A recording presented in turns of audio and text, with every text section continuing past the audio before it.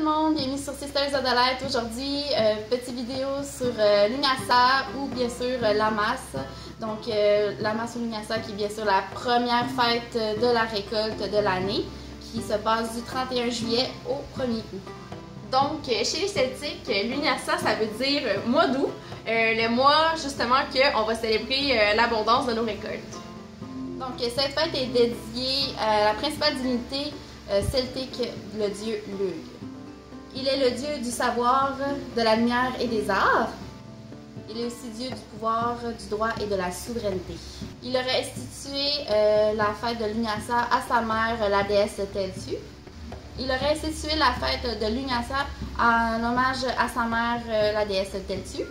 Celle-ci serait morte d'épuisement après avoir transformé les forêts irlandaises en plaines cultivables. Alors, cette fête est liée aux récoltes, puis à la terre nourricière et féconde. Autrement dit, c'est une fête qui laisse présager la transition qui s'en vient.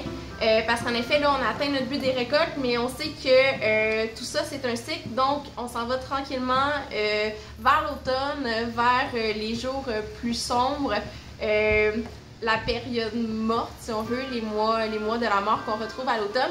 C'est important de ne pas interpréter la mort d'une manière négative. Les Wicca, on voit pas ça de manière négative, malgré qu'on se cachera pas que ça peut être quelque chose de triste parce que ça cache un deuil. Mais c'est ce qui fait partie d'un cycle de la vie. Puis si ce cycle-là n'était pas là, là, ça serait négatif. Là, les choses ne seraient pas normales. Si on fait juste penser que si l'automne n'arrivait pas, ben, ça serait juste la fin des temps. Donc, cette fête-là, c'est en même temps, c'est un peu le sommet, l'apogée de cette célébration-là avant de retomber un peu vers la noirceur. Comme à l'habitude, on a quelques activités à vous proposer pour cette festivité. Bon, la première, si vous voulez faire ça en groupe, ben, pourquoi pas faire la traditionnelle épluchette de blé d'Inde. Ça met de l'avant les récoltes, vous pouvez faire un gros feu, festoyer, puis c'est justement le moment de profiter de l'abondance, parce que du maïs, quand on en mange, on en mange à tonnes. Oui. Ce qui est intéressant avec le maïs, c'est que c'est bon quand on le fait bouillir, mais quand on le fait aussi griller. Fait que, quand vous faites un feu, vous le faites griller, ça vient donner un petit goût au maïs, c'est vraiment bon, avec un petit peu de beurre. Sortez votre barbecue. C'est gagnant à chaque fois. Oui. Ouais. Donc, un moment en même temps de faire des bons souvenirs en famille, passer un bon moment.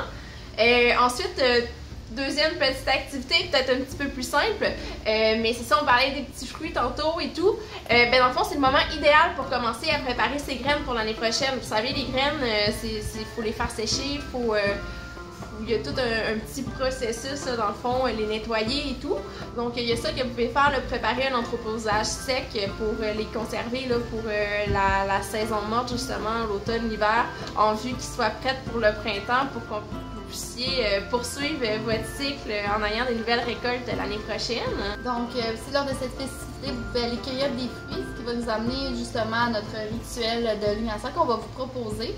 Ce mois-ci, pour cette fête, on vous propose en fait d'aller cueillir soit des fruits ou soit des légumes et utilisez votre cuisine et faites toutes sortes de recettes en fait qu'on vous pouvez faire avec des fruits et des légumes pour pouvoir célébrer l'Unyasa. En tant que tel, avec les fruits, vous pouvez peut-être faire une petite tarte aux fruits. Exemple, si vous allez cueillir des fraises, une tarte aux fraises. Des confitures. Des gâteaux même aussi, c'est qu'il y en a un aliment très comment dire, consommé. Ouais. Lors de la fête de l'Unyasa. Puis ensuite, pour les légumes, vous pouvez faire un potage, une soupe aux légumes. Il n'y a rien de plus réconfortant que ça, là, pouvoir festoyer l'Unyasa pour la première récolte de l'année. Très intéressant pour notre rituel. C'est un rituel que vous pouvez faire avec des amis, que vous pouvez faire en famille avec vos enfants. Si vous avez vos parents à la maison que ils sont pas tellement ouverts à vos pratiques, ça passe comme dans du beurre. Ils ne voient que du feu. Ils sont même très contents que vous fassiez la cuisine, si vous faites la vaisselle. Donc, c'est un petit rituel passe-partout, puis plaisant à faire. Là. Donc, évidemment, on parle de rituel. On fait pas ça comme on fait notre tarte aux petits fruits à l'habitude. On va vous donner quelques petites pistes, dans le fond, pour vraiment imprégner ça à notre sabbat. Alors, d'abord, lorsque vous allez cueillir vos petits fruits, ben c'est vraiment important de montrer votre gratitude à notre terre fertile et abondante. Donc on vous invite là, simplement à faire une petite incantation, une petite prière pour la remercier de ce cadeau qu'elle vous fait. Donc première chose. Deuxième chose, on vous invite, si vous avez la possibilité, quand vous allez faire votre repas, ben, pourquoi ne pas mettre des bougies?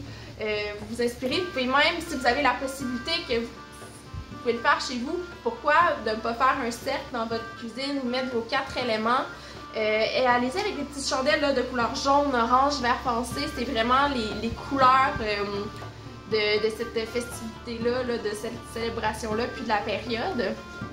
Puis, finalement, dernière petite chose que je vous recommande, la terre ne juge pas, hein. Fait que s'il y a un légume ou un fruit qui n'est pas nécessairement bon à sa consommation pour vous, rendez-lui.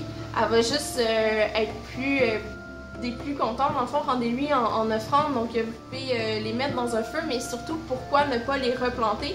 Même s'il n'y a pas quelque chose qui pousse, c'est redonner à la terre, puis lui montrer sa gratitude, de lui redonner, de lui en faire offrande pour la remercier. Pour ceux qui n'ont pas de jardin et qui ne peuvent récolter directement à la maison, ce qu'on vous conseille en fait, c'est d'aller encore encourager les artisans locaux, donc aller acheter dans des petits marchés et acheter les fruits, les légumes frais. Et comme ça, vous allez pas mal vous sentir mieux. Ça va être une certaine manière de remercier aussi les gens de votre entourage, de les aider aussi, qu'eux autres vivent de ça en fait. Et quand vous allez arriver à la maison pour pouvoir concocter votre recette, vous allez vous sentir beaucoup plus léger. Une bonne action pour la communauté. Oui.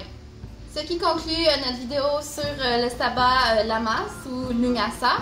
On espère que vous avez apprécié et que ça va vous aider à vous trouver des petites recettes, des petits trucs pour pouvoir festoyer cette magnifique fête. Et on se dit à très bientôt. Bye! À la prochaine!